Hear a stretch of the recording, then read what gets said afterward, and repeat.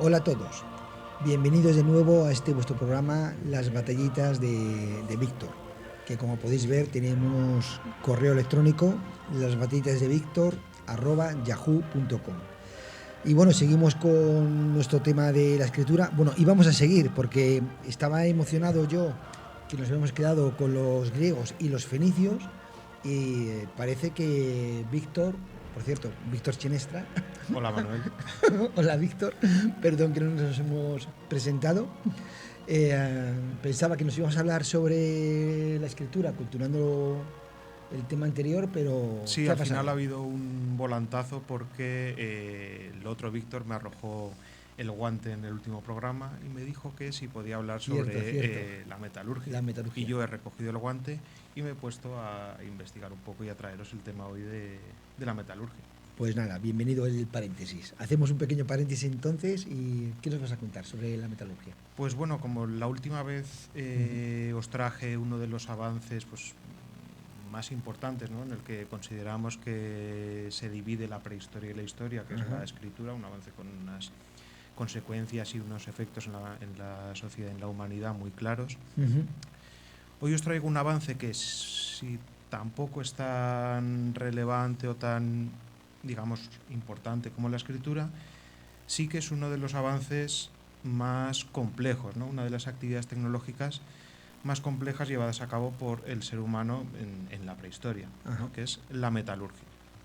De hecho, la metalurgia, pues tradicionalmente, en la arqueología tradicional, siguiendo un criterio tecnológico para esa periodización, siempre se había cogido pues la edad de piedra, ¿no?, el Sí. paleolítico y neolítico, y la edad de los metales, ¿no? Los arqueólogos habían utilizado este criterio para dividir la prehistoria, ¿no?, y habían cogido la metalurgia como uno de esos avances para dividir la prehistoria en periodos.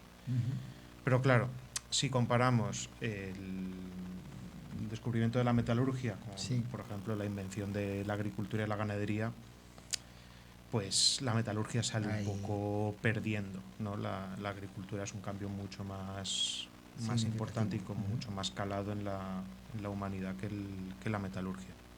Pero bueno, esta división clásica de la prehistoria estaría ahí, ¿no?, con el paleolítico como la piedra vieja, con los instrumentos de piedra tallada, el neolítico, que significaría la piedra nueva, la piedra pulimentada, y la de los metales es la que vamos a hablar hoy de ella, que es la invención de la metalurgia.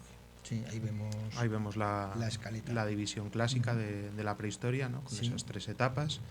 Y como la de los metales sería pues ese final de la prehistoria e inicio de la prehistoria, que muchas veces, pues como no en todos los lugares del mundo pues ocurre a la vez, hay un poco de mezcla entre, en algunos sitios van más avanzados que en otros, y es lo que denominamos como la protohistoria. En algunos pueblos pues ya hay escritura, en otros no, estamos ahí a caballo entre la prehistoria y la historia. Y bien, la edad de los metales, que es la que vamos a hablar hoy, se divide a su vez en tres, ¿no?, según los metales que aprendían pues a trabajar y a elaborar, que son primero el cobre, o la edad del cobre o calcolítico, luego el bronce y finalmente el hierro, ¿no? Terminaría con esa secuencia que, si nos da tiempo y si no, en el programa siguiente ya veremos cómo no en todos los sitios siguieron este orden lógico, ¿no?, que nosotros lo vemos como una cosa muy lógica del cobre, pasamos al bronce y luego al hierro, pues no en todos los sitios fue así. En algunos igual se saltaron algún paso y fueron directamente al hierro, ¿no?, a lo que importa. Bien, en primer lugar, como hicimos la otra vez, hay que empezar diciendo qué es la metalurgia, ¿no?, definir, porque claro, metales ya los conocían.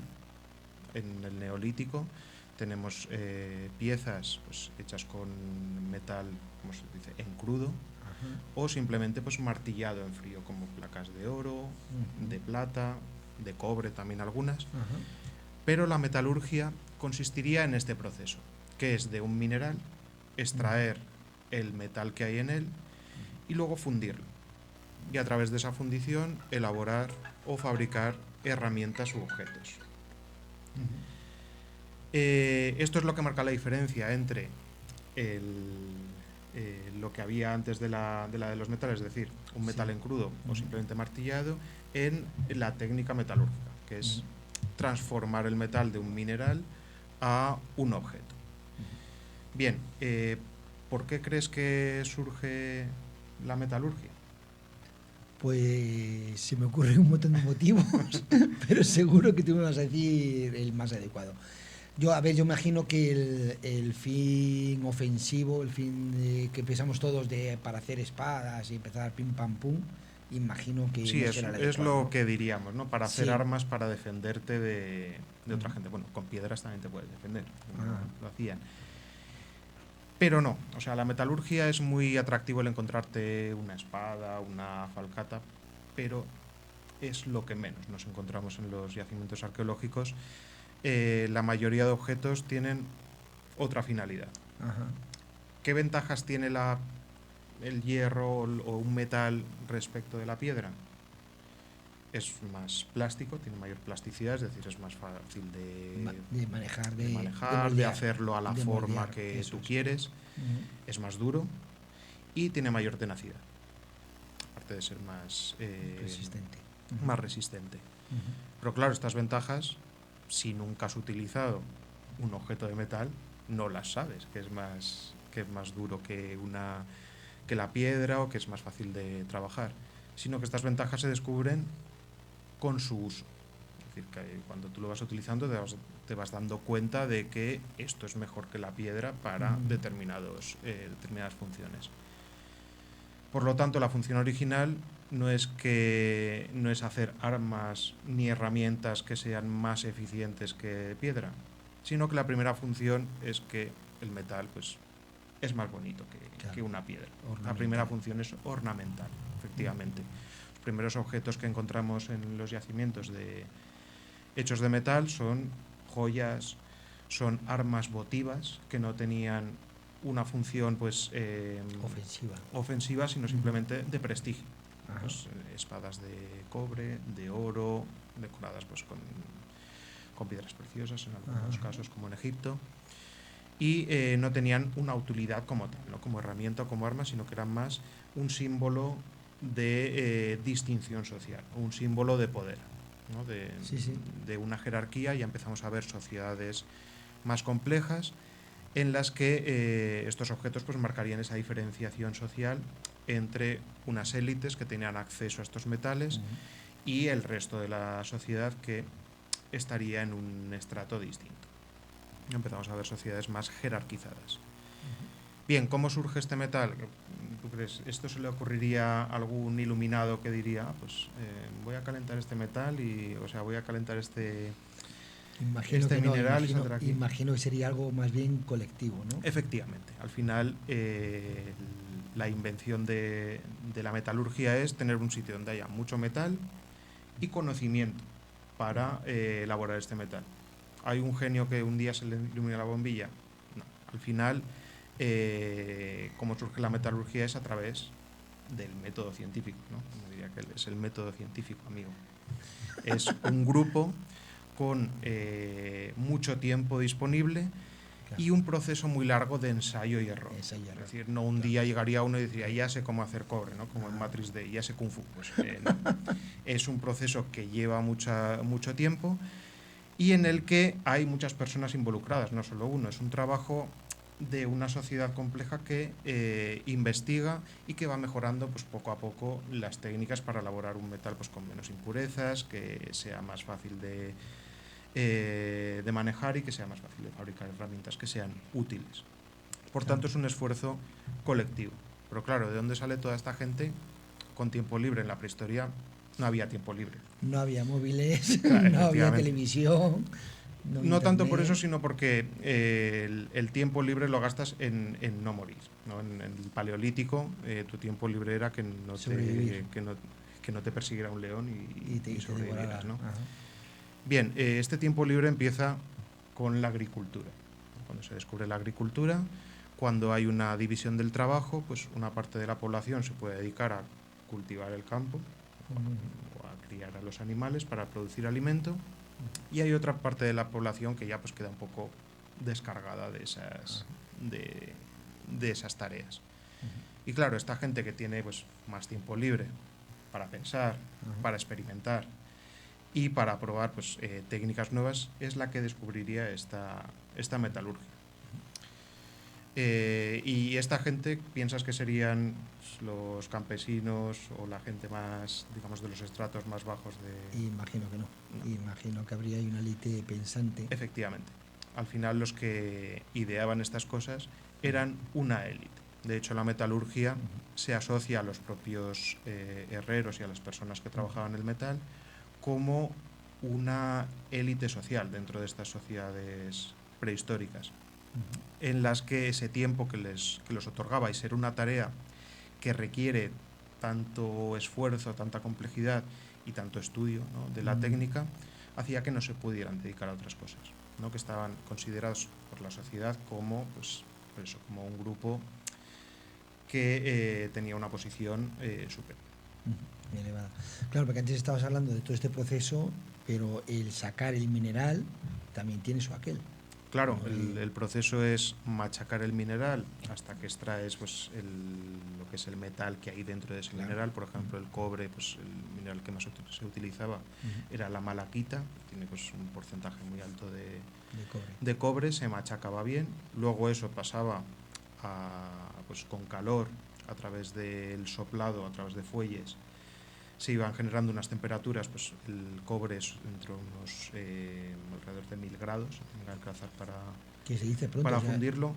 Claro, que no es que haces un fuego y echas el metal dentro. Claro. O sea, que requería un conocimiento de alcanzar altas temperaturas y luego ese metal fundido, extraerlo en moldes para fabricar pues hachas, espadas o el objeto que quisieran. En un primer momento, objetos ornamentales. Sí, eso es dicho. En un primer momento, pues collares, coronas, objetos broches, fíbulas, ornamentales y más simbólicos que otra cosa. Y bien, ¿dónde surge esta metalurgia? ¿Dónde piensa la escritura? Ya vimos dónde surgía. Y estás hablando de lugar... Sí, del lugar geográfico, efectivamente. Pues seguramente al lado de un río. Sí, cerca de un río y no muy lejos de donde se descubrió la escritura. Estamos de nuevo en Mesopotamia. Estamos hablando del Próximo Oriente, de Mesopotamia, Anatolia, la costa de Siria y Egipto. Es decir, la zona que conocemos como el Próximo Oriente. Esta zona, pues como vemos, pues todos los inventos, ¿no?, vienen de ahí. Esto gustó mucho en el siglo XIX y los arqueólogos dijeron que ahí estaba pues, la cuna de la civilización y de todos los avances. A esa teoría se le conoce como el difusionismo, que es la frase de, no sé si la habrás oído, ex oriente lux, ¿no?, que la luz viene a partir de Oriente, es decir, que todos los avances, toda la innovación tecnológica viene de Oriente, en concreto de la zona de Anatolia, Mesopotamia y Egipto. Bien, para este caso estamos de acuerdo, o hasta ahora los hallazgos arqueológicos señalan que los primeros ejemplos o los primeros hallazgos de metal fundido corresponden a la zona del Próximo Oriente, en torno al 5000 antes de Cristo. Pero claro, ahora viene la cuestión y cuando empezó el debate. ¿Cómo se extiende estos avances al resto de Europa o al resto de Asia del mundo? O sea, ¿parten de ahí y se expanden? Podría tener su lógica, pero va a ser que no. Eso era la teoría que defendía muy fehacientemente uno de los arqueólogos pues, más conocidos de la prehistoria, que es Gordon Childe. Gordon Childe era este señor con pipa muy característico, con el cito Teddy ahí, que defendía a capa y espada que todo venía de Oriente y nada más que de Oriente, y que de ahí pues lo iban expandiendo al resto de Europa, de Asia, de ahí se extendía pues en una especie de ondas, ¿no?, como cuando lanzas una piedra a un río y se expande, a un lago, se ven las ondas y se va expandiendo así. Claro, esto entra en conflicto cuando se empiezan a descubrir metal o cobre, en este caso, que es el primer metal que se empezó a fabricar, en unos sitios que están más lejos de Oriente y tiene una cronología anterior a los que están más cerca de Oriente. Pues, esto de las ondas de expansión no cuadra muy bien. Va a ser que no. Y surge la teoría de los focos múltiples o multifocal, que es la teoría conocida como el evolucionismo. Es decir, que cada sociedad fue avanzando autónomamente para descubrir lo mismo, ¿no? Para descubrir en este caso la metalurgia. Algo parecido a lo que veíamos con la escritura, que en cada sitio también... Eso es, que en cada sitio van siguiendo su evolución propia autónoma. Por supuesto sí que hay algunas influencias, pero tienen su propia autonomía para desarrollar esa tecnología. Y en Europa tenemos 3 focos de metalurgia. El primero, ya lo hemos dicho, sería el del Próximo Oriente, que se extendería por la zona de Anatolia, de Grecia, sería en el 5000 a.C. Luego tenemos otro foco en los Balcanes, zona de Serbia. Tenemos ahí uno de los primeros ejemplos, que es un ídolo religioso realizado en cobre, descubierto en los Balcanes en torno al 4000 a.C. Y otro foco lo tenemos más cerca, en la península ibérica. Hombre, aquí. En la zona de Almería tenemos la cultura de los Millares, que es un poblado, como ves ahí, amurallado, uno de los primeros poblados amurallados de la península ibérica, y que fueron los primeros en desarrollar una metalurgia del cobre en torno al 3100 a.C. Y de ahí pues expandiría por la zona peninsular. Esto, por tanto, pues nos lleva a que el surgimiento pues de las, digamos, de la nueva tecnología siempre está muy determinado por quién pone la vara de medir, ¿no? Nosotros ponemos la vara de medir de no, el cobre es un gran descubrimiento porque nosotros lo hemos descubierto.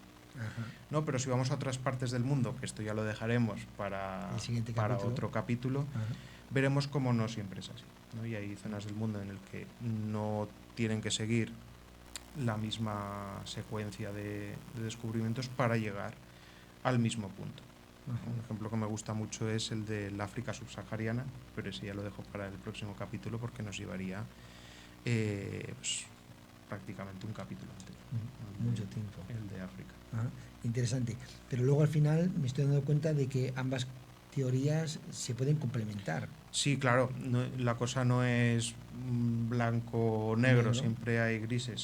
Sí que es verdad que en Oriente tenemos los primeros ejemplos y que habría una influencia pues, relativa de algún objeto que llegaría puntualmente a un sitio, pero no es que se vaya expandiendo de esta tecnología surge aquí y esta gente que está incivilizada vienen desde Oriente a enseñarles cómo se hace, sino que cada sociedad pues por su propia iniciativa iría generando pues estos avances, esta nueva tecnología, pero sí que es verdad que podría existir pues cierta influencia, digamos, indirecta, no directamente una culturación de llega esta gente aquí y enseña a hacer a esta gente el hierro, sino pues algún objeto que llegaría, que se preguntarían cómo se hace esto y que pues, desencadenaría todo el proceso, ¿no? Vemos que también es un proceso que lleva miles de años. O sea, en la prehistoria no es que, como comentaba el otro día Víctor, las cosas no llegan como ahora, que enseguida que pasa algo te enteras.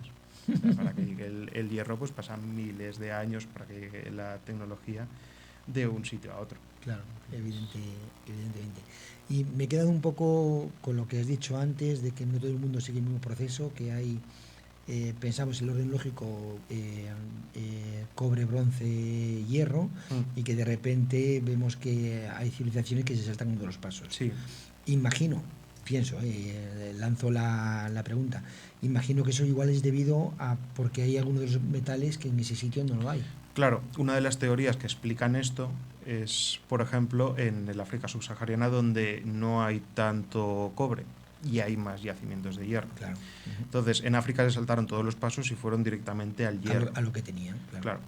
Y esto se explica pues, por eso, por la ausencia de mineral de cobre en esa región, y utilizando las mismas técnicas que se habían utilizado para el cobre, pues al final las que habrían descubierto que el hierro pues también tiene un proceso similar, mucho más complejo que el del cobre, como ya veremos siguiente capítulo, pero así los africanos se las ingeniaron para poder fabricarlo. Necesitar un plus de ingenio, ¿no? Y romper también pues muchos de los prejuicios o de las ideas preconcebidas que tenemos en la época de en África es que allí no había, están atrasados tecnológicamente, no hay civilizaciones, pues no, de hecho el hierro fueron los primeros ¿Ah, sí? Las últimas teorías apuntan a que fue en África la primera metalurgia del hierro. Y que se ha seguido perpetuando hasta la actualidad. Aún seguimos teniendo en Burkina Faso y en algunas regiones hornos de herencias desde la prehistoria. Pero bueno, no quiero alargarme más en este tema porque quiero guardarme algo para el capítulo siguiente. Para el siguiente capítulo. Pues me parece apasionante la cantidad de aspectos que has dejado abiertos. Sí, esto ha sido solo como la miel en los labios para en el siguiente ya enganchar bien. Sí, como es introductorio, este episodio va a ser breve. De hecho, lo vamos a ir dejando ya, nos vamos a ir despidiendo el programa. El siguiente prometemos que será más largo y, si cabe, más interesante y mejor. Se intentará. Siempre intentamos hacerlo lo mejor posible. Pues nada, Víctor, me ha encantado. Un placer como siempre. Y bueno, ya sabéis, nos vemos en el siguiente episodio, burbujeros, de las batallitas de Víctor. Aquí tenéis el correo electrónico para por si hay algún aludido que quiera. Si algún aludido de la de hierro, de bronce, que diga no, que resulta que no fue del todo así. Pues nada, nos podéis escribir. Tenemos aquí a un equipo leyendo vuestras posibles peticiones. Y nada, un placer como siempre. Igualmente, muchas gracias. Nos vemos en el siguiente episodio de Las Batallitas de Víctor.